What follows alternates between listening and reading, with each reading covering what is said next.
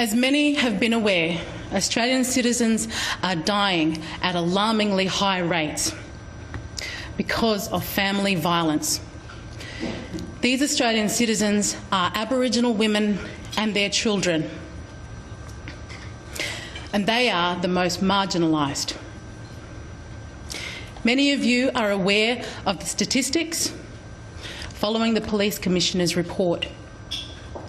And there are those of us who have known for a very long time that the Aboriginal family violence crisis has been playing out for far too long, and yet it has not been addressed properly.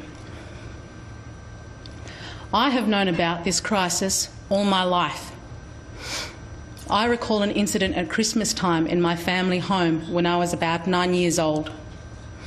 The husband of a woman in my family became violent and aggressive after consuming alcohol. He and the woman began to argue as they both became intoxicated. It escalated to the point where my father ordered the man to leave our family home. As he left, he took a fistful of his 18-month-old son's hair and lifted him by his scalp until his arm was fully extended to the side of his body. He flung the toddler about in front of us all, including his 3-year-old daughter. He threatened to kill his son if his wife continued to disobey him. I remember the blank look in the boy's eyes. He didn't cry out. He just dangled silently from his hair. My parents acted swiftly to call the police to have the man arrested.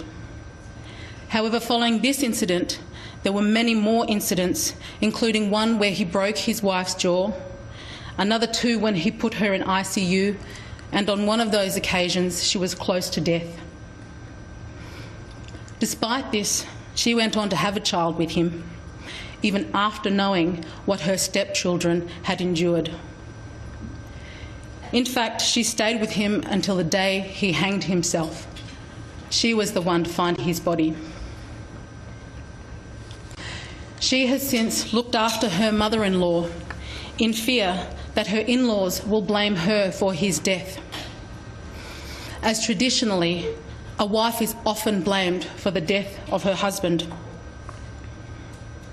In fact, I have known of cases of women being ordered to submit sexually to male relatives of the deceased husband for not fulfilling the correct duties of a wife, which is to take care of her husband even if he is a perpetrator.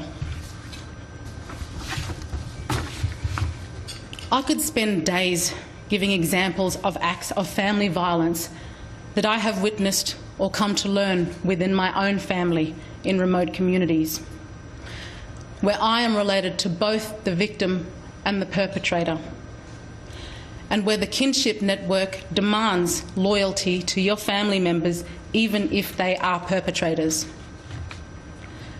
One is expected to pretend that these perpetrators are decent human beings and ignore the fact that they have committed acts of physical and sexual violence against those you love.